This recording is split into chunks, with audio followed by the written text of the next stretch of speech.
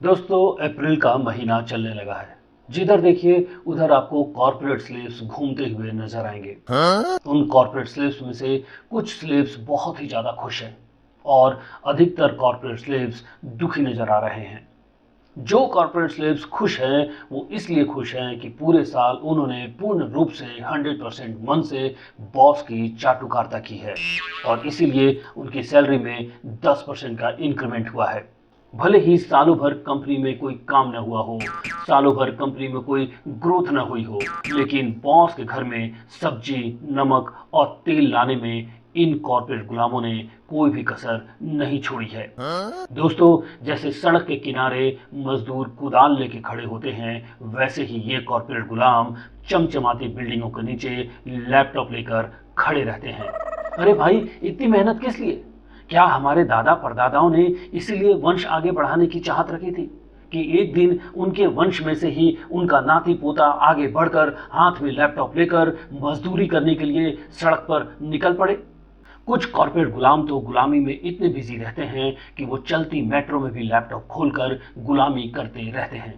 अरे भाई, इतनी मेहनत किस लिए?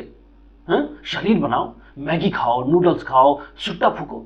कहाँ लैपटॉप में आंखें फोड़ रहे हो? लेकिन नहीं, सबको एक आदर्श गुलाम जो बनना है। परिवार वाले भी गर्व से बताते हैं कि उनका बच्चा आईटी फर्म में एक बड़े पोस्ट पर है। वो बड़ा पोस्ट नहीं दोस्तों, उसे शुद्ध गुलामी कहते हैं। अगर बड़ा पोस्ट देखना हो तो सरकारी नौकरी करने वालों को देखिए। उनका काम करने का मन हो तो वो नहीं करेंगे। न उन्हें छुट्टी लेने की चिंता, न उन्हें अप्रेजल का डर और न ही घटिया बॉस की टेंशन। कॉर्पोरेट ऑफिस में भले ही बॉस को कुछ ना आता हो, लेकिन ये कॉर्पोरेट गुलाम अपने बॉस की चाटुकारिता करने में सालों साल गुजार देते हैं।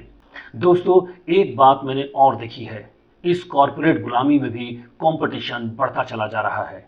कोई नया नया गुलाम है तो कोई खानदानी गुलाम है, कोई वफादार गुलाम है तो कोई शुद्ध गुलाम है, तो कोई पूर्ण रूप से समर्पित गुलाम है। ये जो पूर्ण रूप से समर्पित गुलाम होते हैं, ये सालों साल निकाल देते हैं अपने बॉस की चाटुकारिता करने में, खिखराई करने में। ये उनके साथ इतना दांत निपोरते हैं कि ये घर पे भी चैन से नहीं रह पाते हैं। दांत निपोरने के कारण इनका चेहरा इस तरह का बन चुका है।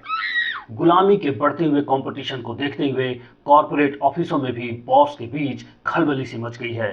अब ये बॉस कॉर्पोरेट ऑफिसों में गुलामी ऑफ द ईयर का अवार्ड भी देने लगे हैं ताकि वो एक बेहतर और आदर्श गुलाम की तलाश कर सके।